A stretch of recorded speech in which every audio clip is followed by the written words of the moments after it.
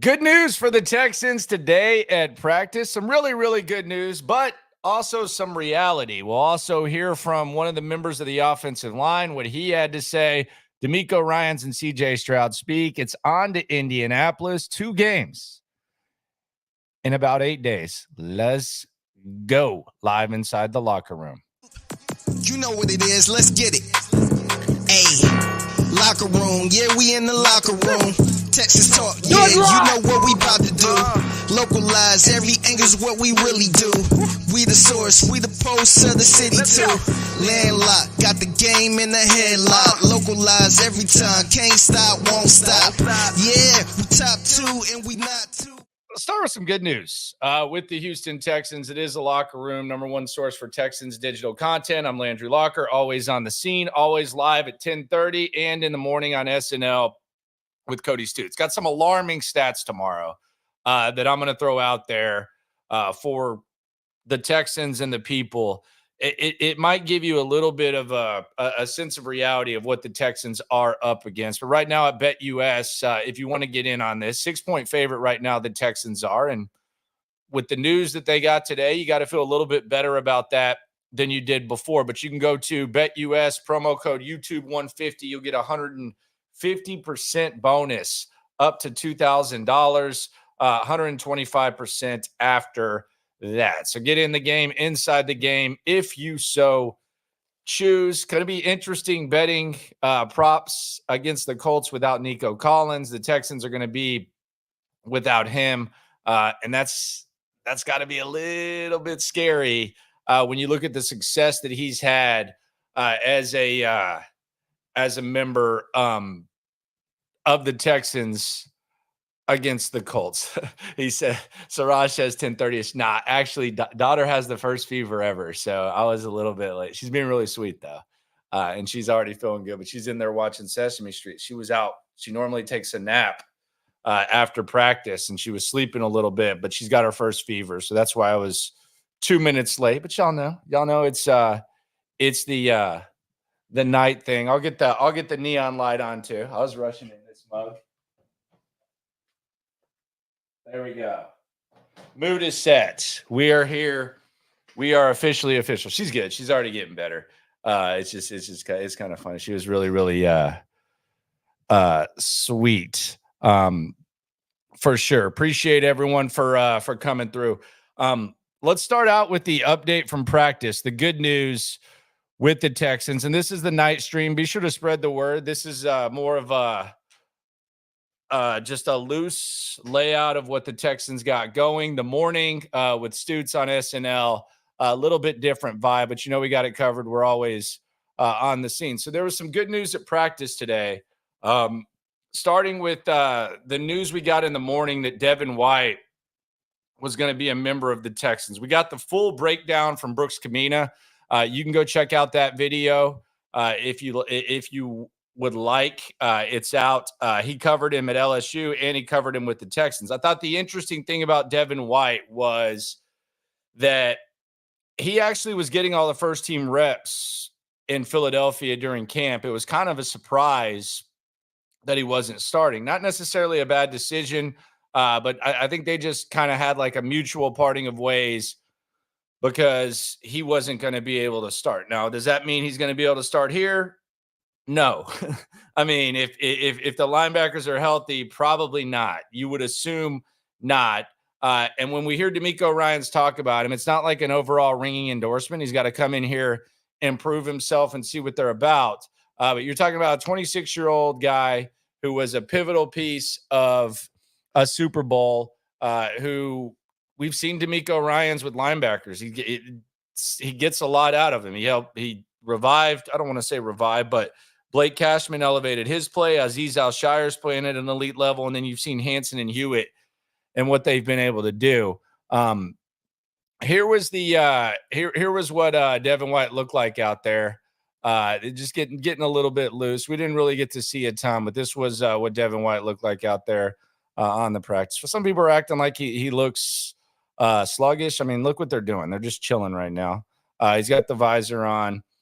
Big presence, Devin White. So we'll see how it goes. Just maybe some linebacker depth. The former Pro Bowler at the age of 26 never hurt anybody. Definitely worth the tire kick to see what he's got. And then they went over there. So that was the new face, familiar face making his return. And this was very, very welcome. Henry To'oTo'o, as expected. Henry To'oTo'o, as expected, he's back. He's out of concussion protocol. He was out there, as was Kamari Lassiter, who the Texans really need. We saw what D'Angelo Ross looked like the other day. We wondered if Jeff Okudah would be the guy that's back. I don't know how much better Jeff Okudah is than D'Angelo Ross at the moment. I don't know how far away or close he is. I would say he's a little bit close-ish. But here was Kamari Lassiter, and I was sitting there looking at this drill, and I was like, all right, let's do some body language judging, and let's see if Kamari Lassiter looks like he's worried about the shoulder. This is just basic drills right here. But hey, I think this might get you a little excited. So there's Stingley. Okay. Little bit of a flip. Okay. Des King, I think. Here you go, Lassiter. Boom. Yeah, he doesn't look like he's worried about his shoulder, does he? He's ready to go. And you know it was driving him nuts to not be on that practice field or football field. I mean, this is a guy in Kamari Lassiter who, when Georgia didn't make the college football playoff and they played Florida State and half Florida State's team opted out, Kamari Lassiter, despite being a two-time national champion and despite being a few months away from declaring for the NFL draft, he decided to play. And that was one of the viral moments for Kirby Smart. Talked about he symbolized everything that Georgia football was all about. But Kamari Lassiter, it had to be killing him to have to watch. So we'll see what Kamari Lassiter does, how he looks. But the defense, which gave you about everything you could expect against Green Bay, they're getting some help back. Deeper at linebacker for sure with To'oTo'o. We'll see how that mix works. Don't know when Devin White would play. Quite frankly, like if he doesn't play Sunday, I mean, Thursday would not be bad against the Jets. I mean, you can use all the bodies that you can use, especially in that type of situation. So maybe that's how that goes. Meanwhile, the offensive line. Titus Howard spoke. He had some interesting things to say. I'll let y'all be the judge of what Titus Howard had to say. But first, let's hear from DeMeco Ryans. DeMeco Ryans meeting with the media types. Let's hear what old DeMeco had to say as he tries to continue to do something that he's done as Texans head coach, and that is bounce back after disappointing performances. Here's DeMeco. Devin White, caliber linebacker. He's been in the Pro Bowl before. How much do you think he could help you guys? And what was thinking? Like ringing into excited to get Devin, and here we'll work with him and see where he is. Right, try to get him caught up to speed to see, if he can help us. So it's this opportunity for Devin to compete, come in, learn how we do things, and see how he can fit in and how he can help us. You got some of your players back. Yeah, that wasn't like how do you bring them back on the practice field? Yeah, it feels good to get Henry and Kamari back out. Two guys who started for us, played a lot of ball for us, made a lot of impact plays for us. So it's encouraging. Anytime you can get those guys back out on the field. So good to get them back, and we'll see day by day, see how they continue to progress and see if they can help us this week. Y'all being crazy with this Devin White. I play like Devin White. Yeah. We wanted to add him to, give him an opportunity to see where he can come in and help us. That's what it was about. Mixon, the last couple games since he got back from the ankle has been pretty dominant, over 100 yards each way. First game against the Colts, how much can you take from that, some of the things that worked, and try to do that again? Yeah, Joe's been phenomenal for us, right? The way he plays the game, his play style, his demeanor, how he runs with the physical mindset, like it's everything to our run game. When we've ran the ball well, it's no secret that Joe has been in there, and Joe has been, part of the reason why we ran it so well. Also with the blocking up front by the O-line, the tight ends, receivers, everybody involved, the run game goes as all 11 go, right? And Joe has been a big part of our success in the run game. The quick turnaround, the 2 games in 5 days, does that at all impact the approach? This is a question. Heading into this week. Like, is there any, like, well, we don't want to put this guy on the field because we don't want him to have to this play. week we're focused on the Colts, everything we have to do to, go out and compete our best versus the Colts and try to work to get a win. So that's our focus. We'll deal with next week when next week comes. He says that, but my thing is this with DeMeco, when he says that, and the reason that I asked this question is there's 2 things that I think perhaps are being done with the Texans and have been done when it comes to roster decisions that are connected to the 2 games in 5 days, specifically the second one being on that nasty ass playing surface in New York against the Jets. I think that's why Nico Collins went on injured reserve, is because they did not anticipate. He said it was a 2-week injury. You heard DeMeco Ryans say it. He said it himself. He doesn't say much about injuries. So when he says something, you say, okay. But he doesn't necessarily lie. He just tries to keep it very vague. But I think they didn't want to bring Nico Collins back, Colts, and then the Jets on the quick turnaround. So I think they put him on IR. That's my theory. Don't know. Maybe if the Jets was on Sunday, they still would have put him on IR. I don't know. I think with Azeez Al-Shire right now, a guy who's played banged up for 2 weeks, and I don't know how serious it is or isn't, but when we're talking about a knee, like it's one thing to talk about a shoulder with Kamari Lassiter or a concussion with Henry To'oTo'o, and I'm not trying to minimize concussions, but the reality is you go in the concussion protocol. A lot of times those guys think they can play right then. And in the past, they've been able to. But when you're talking about a shoulder and you're talking about concussion, those guys are back. But if you're Al-Shire and you're playing through a soreness in the knee or whatever's going on with Al-Shire, then you don't necessarily want to bring him back and have him gut it out against the Colts and then go have to try to gut it out against the Jets. So I think that's why why you're more willing to kick the tires on a Devin White. And you also factor in that Christian Harris right now isn't close to coming back. And I think that actually impacts the bringing in Devin White and maybe seeing what he's got. Because regardless of what Devin White has, and he could be washed, who knows? He's better than what you got on the practice squad. And right now, the only 3 linebackers that you have that are healthy are To'oTo'o, Hewitt, and Hansen, the guys that you actually trust to really play. So I do think it kind of impacts it specifically in the Al-Shire thing. But I also agree with DeMeco. You're just focusing on Indianapolis. He gets really, really, really intense whenever you start talking about week to week and all that stuff. Devin White, obviously to start his career, All-Pro, Pro Bowler. Past couple of years, he hasn't had that same level of success. Why do you think the reason behind that is, and what do you think you guys can do to try to get him back to that? Because he obviously has the talent to be one of the better linebackers in this league. Yeah, it's no secret that Devin has been an All-Pro, top linebacker in this league coming out of college. He was, kind of a no-miss player. He went top 10 in the draft. I mean, he was an exceptional talent.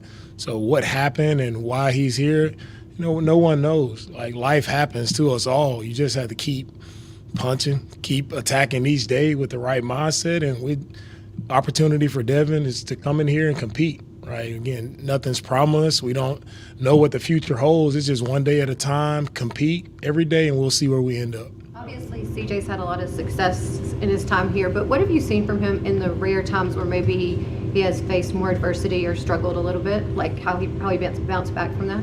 Yeah, CJ handles adversity really well because he's really grounded, right? He's grounded in the word first and foremost, and that helps him to be able to weather, the adversity when tough things come his way. Losing a game or having a tough game is the only adversity he's faced in life, and it doesn't dictate who he is or change his personality and what he's about. So, I'm excited to see how not only CJ, but how everyone responds, after losing a game. Is it adversity? No, we lost the game. There's a lot more adversity in life that a lot of people deal with. We lost the game. It happens.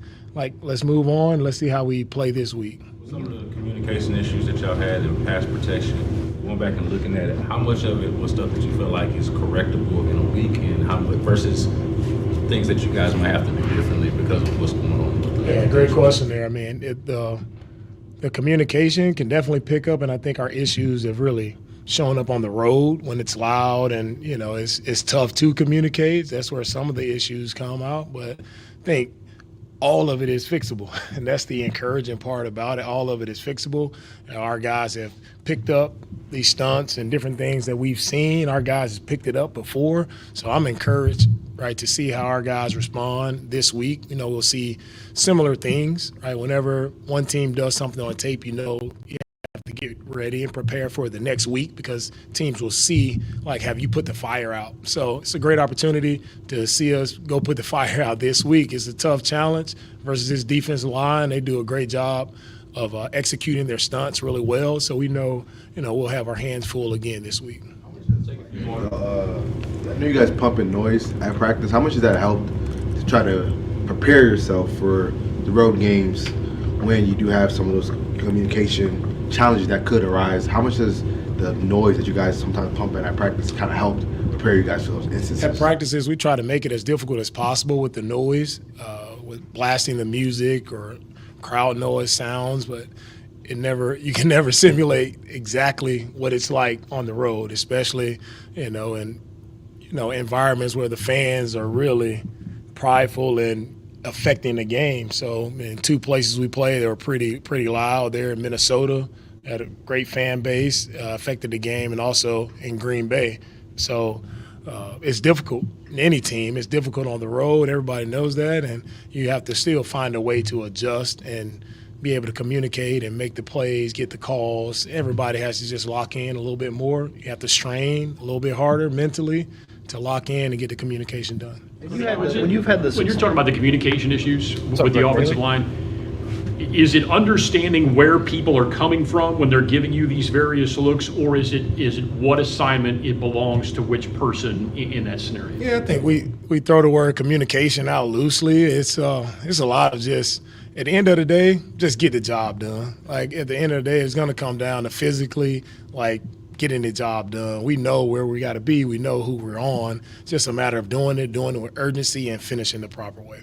How useful is the week one performance that you guys had against them, both looking back at what you did that was successful, what wasn't successful, and then maybe kind of gauging it off of what they've done maybe the past couple of weeks? Right. So that was like 7 weeks ago. I appreciate that one. That's you look back at week one, but it seems so far away for me, so far removed, especially being the first game of the season. I think everybody is trying to figure themselves out that first game, and you kind of throw that game out of the window, and you see, kind of where the trends, where are they moving these last 4 games, right? Especially the games with Anthony Richardson and what they've been able to do. Like, you see their style of play and who they want to be. Of course, I know first and foremost, they want to run the football, right? Getting Taylor back, he's an exceptional playmaker, right? He has the stop-start ability. He has the home run speed, contact balance. Like, they have to rely on the run game, and they have really good guys who can run it with JT and with Anthony Richardson. So that's where it'll start. And then, with the explosive passes, we know we gave up some explosive passes there in our first game, so we have to be just disciplined in our coverage and play the defense the proper way, and we try to eliminate those explosives. But, we'll kind of see how they try to attack us. They're getting some guys back. They get Buckner back defensively. That's going to help them, with their run game and their pass rush. He's a great player as well. So things change weekly. Things change. So we'll see. We'll be ready for whatever they throw at us. Bullock is leading the NFL among rookies for interceptions. What was it allowed him to jump right in and make an impact as a rookie? Kalen's jumped right in and had a huge impact on our team because the game isn't too big for him. Like, he's just doing what he's been doing since probably high school, going up, catching the football, attacking the football, going back to his baseball background, tracking the ball in the outfield. Like, he's done it for a long time, so it looks easy. Those are not easy plays by any means. He makes it look easy because of the work that he's put in to make it look that way. Would you go after Hewitt and Hansen with the increased defensive reps? Yeah. Jake and Neville did a good job for us. They fit right in. They handle business. Right? You talk about to start the game, Neville getting the interception for us, making an impact play that was huge for us, and Jake fit in, made a huge play on a reverse. Those guys stepped in, they didn't blink, and they made the plays they needed to make. DeMeco, when you talked about getting DeForest back, they're getting Buckner back. You guys got Nico back last week. What did you see from him after watching the tape? And did you notice anything that really stood out after missing 6 weeks?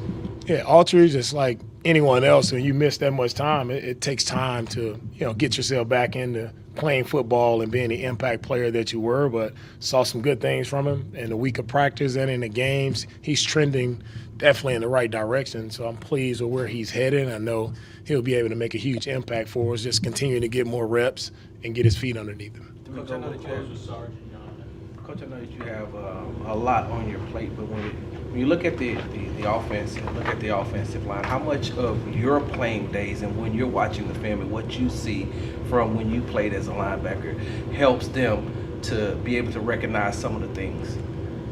When it comes to the offensive line and helping those guys, as the head coach, it all falls on me. So it's a matter of us all, helping each other out in whatever aspect that is. I lend my knowledge that I have in that area as well, try to help, and our coaches doing a great job of teaching and helping those guys well. But we're all in this together, and we'll be fine. I know everybody has questions on the offensive line. Of course, it wasn't a great outing. Hey, we move on. How do you show up this week? That's what it's all about, man. You show up, have a bad day, it happens. How do you respond to have a better day the next outing? So I'm looking forward to seeing our guys play this week. This might run counter to the answer, but with the trade deadline, JA going in on the come in and learn how we do things. Make a move before the trade deadline. Not thinking about any moves. I'm thinking about beating the Colts right now. All right, thank you. All right, there you go. Hey, thanks for asking. Though, someone said that they trust DeMeco and Nick, and I don't know why you shouldn't at this point. I don't think there's like a trust issue there. Someone asks, since when do I cuss? Huh? You knew? I mean, I don't swear as much here like when I first was here, but you knew? Since when do I swear? Are you kidding me? That's crazy. BG didn't ask about Christian Harris. BG had something in the chat that I thought was pretty stupid. No offense, dude. It's dumbassery, but I like dumbassery. I display dumbassery every once in a while. It's been known Christian Harris was out before coach called you out on Steady asking about it. You stated we weren't going to stop asking it. Yeah, dude, I know that he's not practicing now. I asked on 2 straight Mondays, and on Monday they don't practice. So the 2 Mondays that I asked were the 2 Mondays where he was eligible. And at that point, there were people asking, like assuming that he was going to be back. So it's really his opportunity to kind of dismiss it. But now I know for a fact, I know he's not coming back anytime soon. So it's just not as relevant. And I'm just kidding about the dumbassery, to be honest. It would be a good bid on Monday. But I think I don't think Harris is coming back anytime soon. So that's kind of where we're at on that. Shout out to you, BG. All love. Always appreciate you coming through. But yeah, I know that he's not there. I didn't ask it like as a thing. It's just on the Mondays. Mondays when he can say, yeah, he'll be on the practice field on Wednesday. But yeah, all love. Mark Young says, I was surprised Nick didn't bring Robert Saleh because he has an offensive and defensive mind. Now the Packers signed him. Well, I mean, he was the best man in LaFleur's wedding. So I know DeMeco knows him, but him and LaFleur are about as close as it gets when it comes to buddies. So I would say, first of all, I think Green Bay is a better team. I think we can establish that. And second of all, they're way closer. Him and LaFleur are like brothers. I know DeMeco loves him too, but they're real tight. Serious question, is that you singing the theme song? Come on. Come on. Race car. That is Figgy Fig on the theme song for sure. So a lot of people had a reaction to this, and I'm actually looking forward to seeing what the chat looks like on this. I just let this kind of sit with itself, but we know the offensive line has been a problem. Shaq Mason didn't get to talk to Shaq today. The locker room was closed. He was getting some stuff done, but got to talk to Titus Howard. Here was what Titus Howard had to say about the offensive line, and I just want to get y'all's thoughts on this.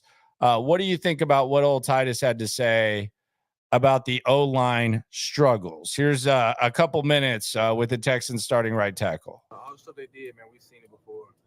We've seen that practice. It's just when you get out there in the game, you get on the road, we just can't do stuff that we haven't been coached to do. So that's the thing. We went out there and did stuff that we haven't been doing. So that's really just being coachable, being detailed, staying in the moment, man, and just trusting each other. And that's the biggest thing we got to do. Continue to trust each other, pick each other up when we're down, and just keep balling, man. Because I mean, it's gonna be ups and downs and stuff like this, but we got to stay together. And we're gonna get it right this week. Go out there and ball out. And once we get the ball out, I mean, all the other stuff will take care of itself. So we'll be straight. CJ's in there with us today. He's so positive about you guys. I know that it was not the week that you guys wanted, the offense wanted, but he's so positive about his belief in you, the relationships that you have. How does that help when you play a game that maybe isn't quite what you hoped that it would be? Yeah, man. I mean, we're pretty close as a group, as an offense. And a lot of those things that we did last week was uncharacteristic. So, a lot of, misassignments and stuff like that. One more time, please. Guys, and that stuff that was as a group, as an offense. And a lot of those things that we did last week was uncharacteristic. So, a lot of, misassignments and stuff like that going to the wrong guys. Uncharacteristic. That was kind of confusing. Look, I'll let y'all be the judge of it. Look, this is just, you ask the offensive lineman. It's the locker room. You try to figure stuff out. He says it was uncharacteristic, but the coach kind of said different. And I know y'all listen to everything that DeMeco says. I'm there every time he speaks. He said that this has been happening for weeks, is what DeMeco said. And he said everything was on the table. Gio says this is word salad. I don't know that maybe it's word salad, but when I think word salad, I think kind of like filibustering and not saying anything. He's saying it was uncharacteristic. Kind of felt like DeMeco had said something kind of opposite of that. But here's more from Titus. So we just got to pick it up, man. I mean, our group, we can only go as far as our group go. Everybody on offense know that. We just got to play better. Just simple as that. We just got to play better. That's all. So you were more encouraged after you watched the film? You talked about it's nothing that you hadn't seen. Was it encouraging after you watched the film, the way it feels fixable? I said the encouraging thing was that we did a lot of good things in that game also. We just struggled a lot on third down. That we did a lot of good things in that game also. The thing was that we did a lot of good things in that game also. It feels fixable? I said the encouraging thing was that we did a lot of good things in that game also. We just struggled a lot on third down. When we shot ourselves in the foot, got in third and long, that's when the problems came. But as long as we kept the chain moving and we was in good position on third down, it was good. But when we got into third and long, we made it hard on ourselves. So we just keep it going, first down, get positive yards, second down, get positive yards. I think we'll be good. And then when we do get those fronts for now, we just got to be ready to handle them. And I think that's the biggest thing we just got to continue to work on. I think we're going to get it done, though. Were they doing something similar to what Minnesota was doing, maybe? Oh, a little bit, but not really, man. It really wasn't, like, difficult stuff. We just wasn't on it. I can't make up no excuse or nothing like that, saying they did stuff that we haven't seen because it was stuff we've seen before, stuff that we knew that we would do. So we just got to be on our P's and Q's. All righty. Interesting stuff from Titus Howard.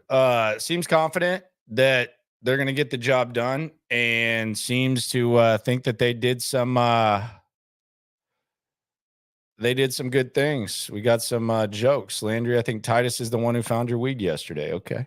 Well, might have to ask him about that. That would have been my first question if I would have known that. I still haven't found it. I don't know what happened there.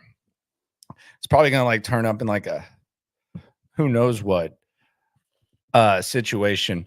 But who knows? Yeah, Titus says Titus feels good. Titus felt like they did some decent things the other day, and that's what that is with him.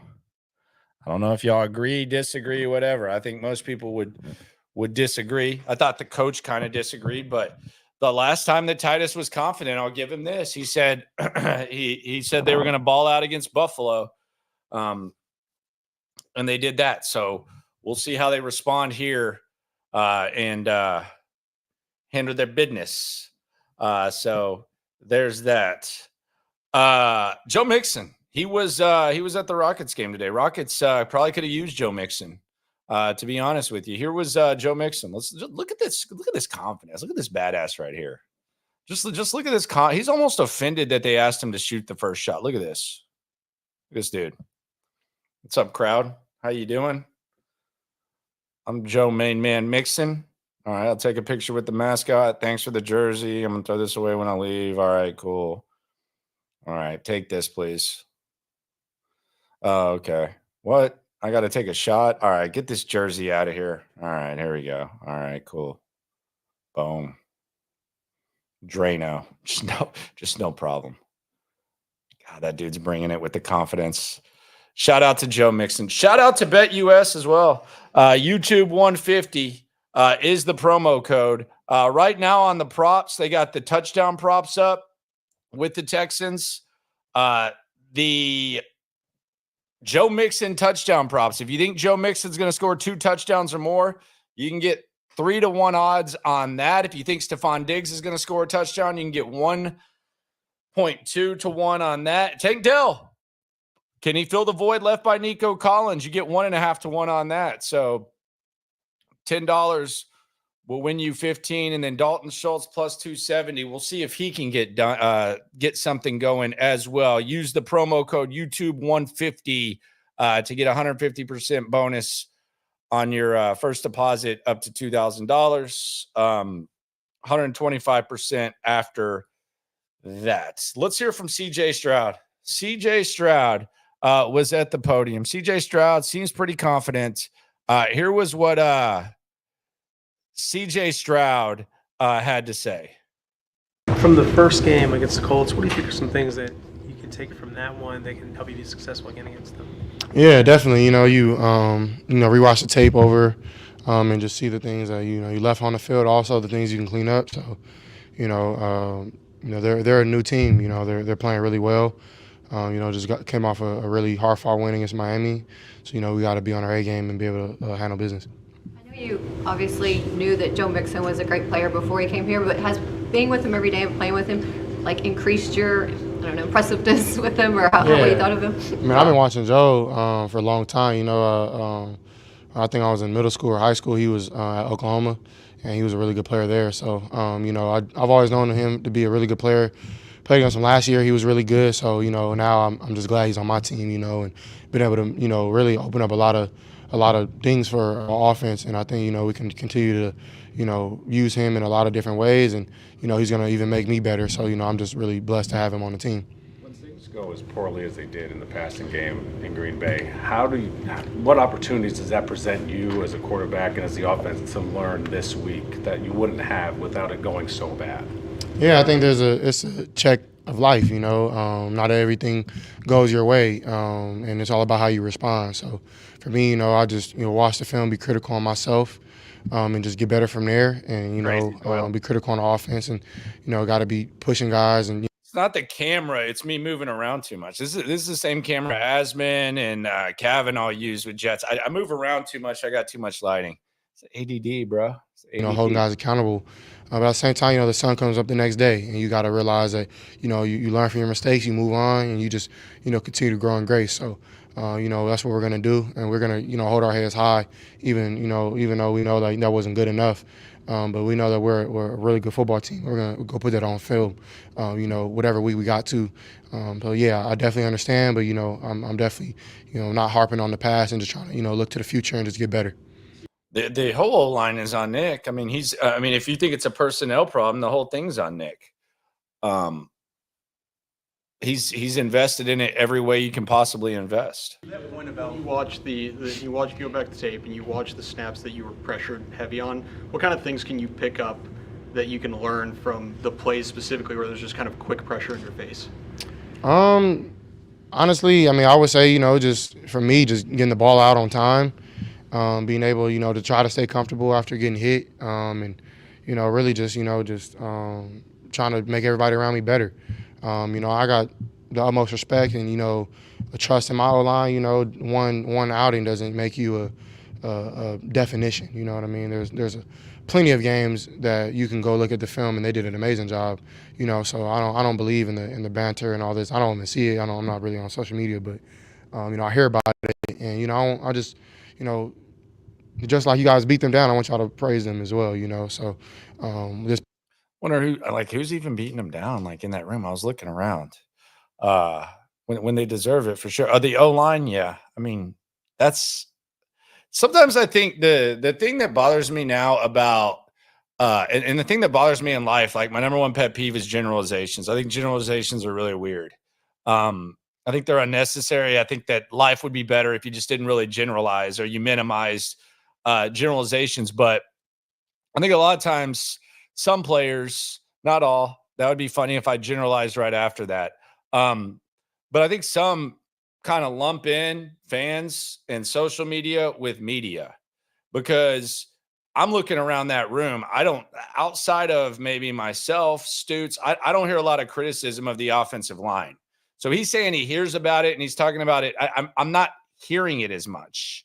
And you can go around the room and see it. It seems like it's kind of the opposite. So I think sometimes just in the world we're in where a media type can put something up, and then, and I've been critical of the O-line was terrible. DeMeco Ryans said it himself, but I don't know that it's necessarily the media as much as it is fans frustrated with the offensive line as far as what he's hearing about. Because I don't know who you can specifically point to in that room and say, okay, they're criticizing the O-line. I see a lot of national folks, people in that room.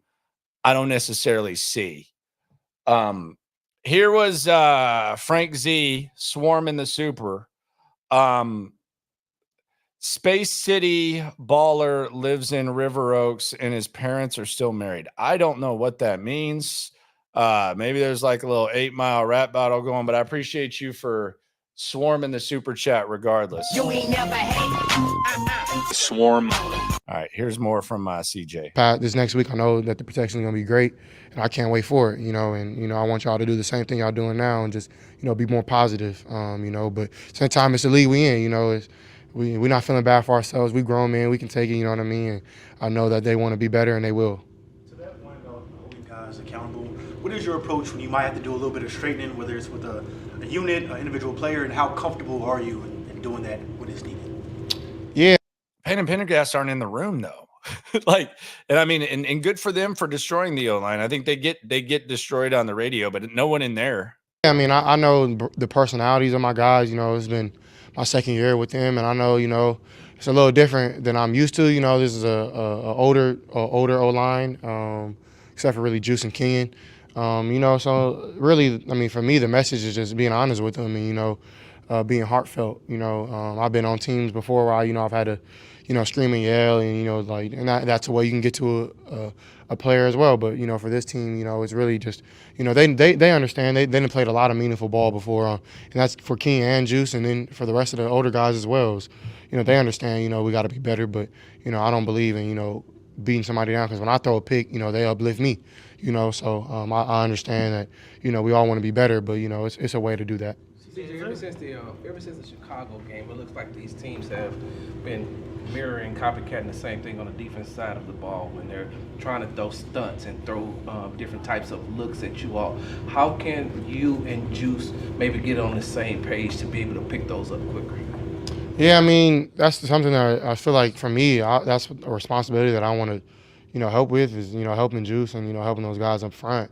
And, I really watch a lot of film to try to pick those things up. And honestly, we're always more times than not in the right looks. It's just we got to execute.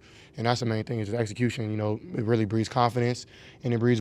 We got a beef going on the on the chat. So Frank said that Space City Baller lives in River Oaks and his parents are still married. Okay. Well, Space City Baller, hey, y'all are paying money to get to the front on this. Normally, this is the kind of banner on that. There's a lot of stuff I ignore on the chat, but Space City swarm into the super chat. You ain't never hate. Swarm. And by the way, Sarah asking if that is Figgy. Come on. That's Boosie. He says Frank Z is mad because Sarah ignored him for being a simp on a Texans platform when we requested her to go on live. Hashtag rejection hurts. Hashtag weirdo. Hashtag simp. Hashtag here's some agua. Get your game up, buddy. You guys are crazy, man. What the hell's wrong with y'all? Is this what losing does to folks? Yeah, I'm profiting off viewers' beef. I know. I know. I feel like P. Diddy right now. Minus not recent P. Diddy, like bad boy P. Diddy. Like I'm profiting off of Tupac and Biggie. And that's what Space City and Frank are in here. They're a pretty big deal around here. But hey, I am profiting. I'm old school Diddy. No normal Diddy. Space City going back. Here's another 5 for Frank since he spent his last 20. Goodness gracious, fellas. No diddy. Here's more from CJ. Save us, please. Wins. So, the more we can just execute those looks that we get, because, we see them in practice, but we just got to be able to, do it on Sundays. And, once I think we do that, we'll be able to see, just our offense flourish some more. CJ, this is your first rematch of the season going up against Indianapolis. For your game prep, how much goes into what worked for you the first time against the Colts and what has changed since you've played against the Colts and how they've looked differently? I'll say probably like 60-40, 60% of trying to move on and, realize that this is another great challenge, another good team to play on in the NFL, So, and then again, you look back and, just really look at the philosophy. We gotta make something very clear. As soon as CJ gets done, I gotta get something off my chest. I'm gonna continue this tomorrow, but there's something I gotta get off my chest. We gotta open our eyes around here. And I'm talking about Cody Stutes too, the other half of SNL. We gotta open our eyes here and realize something with some of the line of questioning that we're giving. Back to you, CJ. Gus Bradley, who I think is a great coordinator. And, they got a lot of great defenders. I think they're getting Buck back, and, that's a huge piece to them. And, Kenny's playing really high. Zaire's playing great. So, just a lot of respect for those guys over there. But, at the same time, I'm not going to harp on the past. But at the same time, understand that those are some good players. We got to be able to be on our A game to come out with a win. What's the challenge like for you, say, when it's not going great, to also to want to make plays, but also try to stay? Good Lord. Hey, here's another 5 for Frank, Space City. Hey, Frank basically flexed on you, and I benefited from it. I really am. I almost feel like I should let y'all beef or something live, because Frank just took it to a new level with the super chat. You ain't never hate. Swarm. Get mines out your mouth with the ultimate super right there. Goodness gracious. This has been a very entertaining night. Normally, don't encourage the arguing, but again, the supers go up. Frank with the flex. I'll tell you what, I'll use this one, I promise. Swear to God. We're going to have a gathering, assuming you guys are in town, before the Lions game. It's either going to be Thursday Night Football or Friday. I'll put this 100 towards beers or whatever, wherever we decide to gather with Stutes. Scouts honor, promise. 100%. Back to CJ. Goodness gracious, Frank. You are a crazy mofo. In yourself and not try to overextend yourself, realizing that things aren't going as great. Yeah, it's tough. I consider myself, a really good football player, and I have a really good guy. I have a really great God-given talent, and I love to show those talents. But at the same time, I got to be able to control my ops and have that controlled aggression, and that's something that I think I can be better at. Is just. I think I've been, doing a good job of protecting the ball, and taking my ops. I just think I would love some more, and just take on that responsibility of, just putting more on my plate, because I think I can handle it. I've had these conversations with my coaches and my teammates, and so I think that as we continue to go and the season gets longer and longer, I'll continue to flourish and grow, and I'm excited for that. Do you anticipate more opportunities for maybe Schultz to make plays in the pass game? I think he kind of misunderstood what I was trying to say here. Like all I'm saying is Dalton Schultz is not producing statistically as much as he has in his career. Is the protection connected to that? I wouldn't like. I'm probably talked to Dalton Schultz as much as any other media type. Like I talked to Dalton Schultz as much as is that connected to the protection? I'm not as well? blaming Maybe the Schultz lack of for this. statistical production from him this year. You can point fingers from everywhere. You know what I mean? It's really ultimately up to me and Dalton and really the whole team to make things work for everybody. So I'm not gonna sit here point one guy out, and Dalton knows that I know he's that. very important to this football team, and he's helped in so many ways that that a lot of people cannot notice. So I'm not gonna just point to one guy and be like he's not doing this. Yeah, and I'm not blaming him. I'm just talking about the production, the opportunities. I mean, he had one catch for 28 yards and then it's there. And I think a lot of it has to do with not having enough time in protection. That's my whole thing. I think it's crucial for Schultz to get going, especially with Nico out. I really can't do that, you know what I mean? But I have the utmost respect for Dole. He knows that, and I love feeding him the ball. He's more times open than not, and try to give him the ball every time that shows. Go ahead. Last two right here. As a fan of this league, what did you think about the team adding Devin White? Did you get a chance to mention to him about last year running past him? I didn't get to talk to him about it yet. I'm not even sure if he's seen it, but I just talked to him. He seems like a real good dude. Playing against him last year, he's a heck of a football player. He's really fast. But that play, I feel like I got up a little bit, but I got out of bounds too. I ain't trying to get hit by him. But I think he's a great player, great addition. So shout out to Nick for doing his thing once again. But yeah, I'm in love with that choice that Nick made, and I think he'd be a great addition to this defense. CJ, you and Tank are really close. How do you balance out being the quarterback, but also being his best friend, especially after last week's game where you know how highly competitive he is. He wants to contribute more, but having a game like that, kind of messes with him a little bit. Honestly, to be real with you, he was, of course, upset, but he didn't. Honestly, he had a great day at practice today. He's in high spirits. Just a testimony for just me and him is like, we're blessed enough to play this game, and we realize, like this thing is really cool, but ultimately, who you are, in your soul is, really more important than anything. So, he's been able, to really dive deep, with his faith. And, I'm just really, really proud of him, and I'm trying to do the same in my life. But yeah, man, I just, I think when you realize this stuff is important, but it's not everything. You realize that you can, you still be joyful and happy throughout the hard times of what you go through in the sport. So, I'm really proud of him and just how he approached today and how he approached yesterday, having an off day, and Monday after the game, just trying to get better in the weight room. And really, just, at the same time too, like just checking on him to make sure like he is in high spirits, and he does the same thing to me, because we are really, really close friends. That's first and foremost. So, I love that question, but yeah, that's just my mindset with him. For sure. Archie. Shout out to Space City and Frank, man. Appreciate y'all. It's all love in here. We're all a crew. This is a community. This is a Texans community, for sure. I just gotta mention this, and it's really funny because this kind of sparked when I got a text message from Stutes today. So I texted Stutes in anticipation of SNL yesterday, and I just asked Stutes. I said, "Hey, what do we want to get into? Because we try to prepare the night before. Normally we have the audio, whatever the hell we want to go up. We have it up there before." And I asked Stutes, I texted him and I asked him what he wanted to talk about. And this was the text I got back from my brother Cody. He said, the confidence in the OL. And he said, what's repeatable from the last Colts game? What's not? Parentheses for Texans and Colts.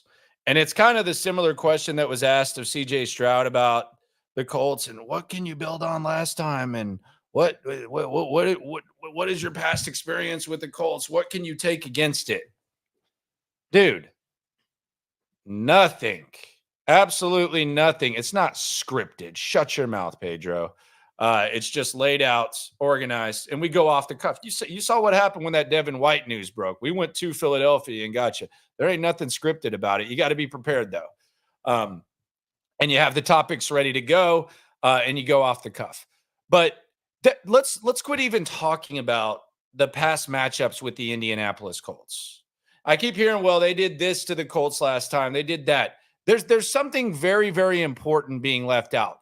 You don't have Nico Collins. Nico Collins is a Colts killer.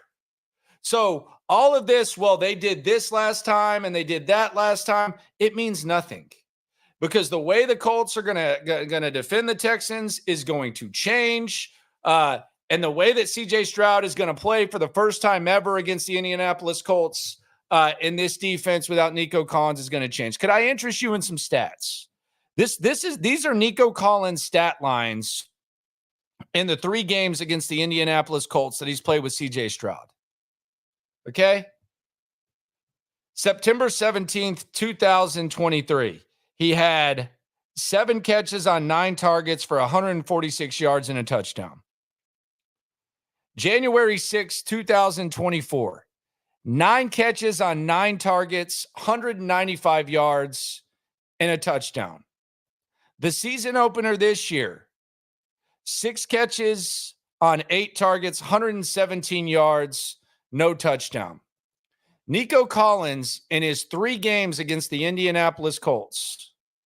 Nico Collins has 22 catches for 458 yards and 2 touchdowns. Let me just put that in perspective. The all-time leading receiving yards record for a full season in the NFL, and this was back when they had 16 games. Calvin Johnson, 1,964 yards. It's the all-time. That's the most any receiver has had, even in the 17-game season, 1,964. If Nico Collins, if you take what he's done against the Colts in 3 games and you divide that out, he breaks the all-time leading receiving yards record in the middle of the 13th game. That's dominance. I mean, we know that Nico Collins has owned the Colts. So this whole notion that, you know, can you build on this? Can you build on that? The biggest weapon that you've had and a historic ass kicker of the Indianapolis Colts is not going to be there. So I throw everything out when it comes to that. Everything. Like, it doesn't, I don't even factor anything in when you're missing that. Well, they would have beat them. You know, I've heard, well, they would have beat them really bad if Anthony Richardson hadn't completed those deep passes. Do you think that those concerns about the deep passes are gone? Do you feel any less confident that they can't give up a deep ball? It's nice to have Kamari Lassiter back. They did a good job keeping Jonathan Taylor in check. I thought that was a really good performance that they had. They're probably not going to get a punt blocked inside the 5. But they also had Nico Collins completely kicking the Colts' ass. So this talk about last time and all that, it's irrelevant because of what Nico Collins has done to them. This is going to be the first time that CJ Stroud has ever faced the Indianapolis Colts. Right now, he's 2-1. He's 2-1. They've been close games too. With the exception of the loss when Minshew came in. But they could have easily lost the game at the end of last year. They had the drop pass. This year it was close. Indianapolis had the ball with a chance to figure something out. CJ Stroud had the miraculous play at the end. Remember that play? Who was that to? Nico Collins. The game-saving play on 3rd down. I think it was before the 2-minute warning or right after the 2-minute warning. Whatever the hell it was. It was Nico Collins on the sideline. CJ Stroud's catch it. Nico ain't playing.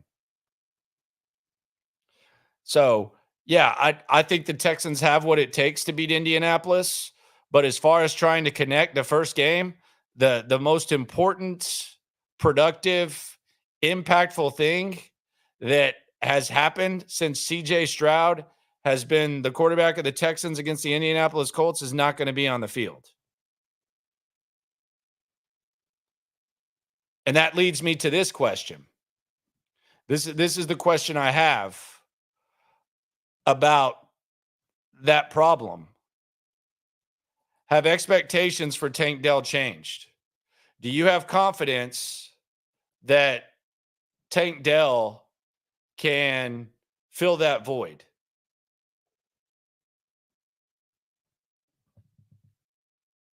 I think Tank is due for a good game, but those are some big-ass shoes to fill. The good news is, though, the one thing that I think you can continue is I think Joe Mixon can run on this defense. So that's the good thing about it. But last time he ran on this defense and you had Nico Collins. So it's not like one of those times where this was when Joe Mixon was out. You had Joe Mixon as the AFC Offensive Player of the Week, 150 plus, and you had Nico Collins. So it's going to be a little bit different. Just a little bit different. Nathan on the soup. Jimmy Ward struggled in week 1, so Murray has to step up on Sunday. Whew. That'll make me feel much better. Not disagreeing with you, my friend. That'll make me feel much better when you say that. We'll see how that goes. But yeah, Jimmy did struggle. Now it's going to be Eric Murray. Eric Murray, we'll have to see how that looks. You got your corners though. But this whole tomorrow, and I got more stats on this tomorrow on SNL. But yeah, I'm with Paul. What happened last time was last time. It's about now. The game this weekend. Move on now is now. Okay. Little hardo energy there from Paul. Little hardo. Orange drink. This might be harsh. Think I'm over the Tank as anything other than a gadget guy anymore. I think he should return punts full time. Maybe it gets him going. Maybe it gets his confidence up. Something he likes doing. I'm down with it. I'm down with it for sure. Steven says, I know the stadium is the best place to go, but I'm with a group of friends that don't watch ball. Y'all make this ish hard. I just asked a simple question. You know what the question was? Which question are you talking about? Yeah, I don't know what you're talking about. There. 2 interceptions coming from Anthony Richardson. That's very possible, assuming he's in the game long enough. Yeah, I want him to touch the ball as much as possible. Tank Dell. We'll see how it goes. Appreciate everyone for coming through. BetUS, promo code YouTube 150, 150% bonus up to 2K. Get in that. Someone says go to Spanky's. Spanky's is underrated sports bar. They got underrated ass wings too at Spanky's. Seriously. Spanky's wings go in. They're like crispy. The pizza just, yeah. Spanky's underrated for sure. I'm down with Spanky's. Can't go wrong with Kirby Ice House. If you're doing, I mean, that'll be something for everyone who doesn't really like football. Kirby Ice House can't really go wrong. Pluckers can't go wrong, although it gets kind of crowded if you don't have the app. A lot of options, man. Was the O-line practicing anything different? We didn't really see much. They kicked our ass out. They had the same 5 out there when we were there. Sometimes they'll change that up, but when they had the fake-ass install, whatever the hell it was, they had the same guys out. So, yeah. Yeah, it's been a slow start for Tank Dell. If you drafted him on your fantasy team, you're probably feeling that pain. Anyway, appreciate y'all for coming through. Talk to you at 9 a.m. on SNL. Shout out to Frank and Space City. All love to y'all. Appreciate y'all. Y'all don't have to. I appreciate y'all for coming through. All love with y'all though. And always remember when it comes to this Texan stuff, whether we're beefing or not, whether Nico's on the field or not, we're all in it together. Check out the full breakdown of Devin White if you desire in the videos, if you want to get a quick scouting report from one of the best that covered him in college and in Philly. Appreciate y'all. Top 2 and we not too plugged in daily digital on YouTube. We got taste for days, opinions to give, we got takeaways. If it's up, then it's up, we number one. You don't need to try your luck. Locker room, yeah, we in the locker room. Texas talk, yeah, you know what we about to do. Localize, every angle's what we really do. We the source, we the pulse of the city too.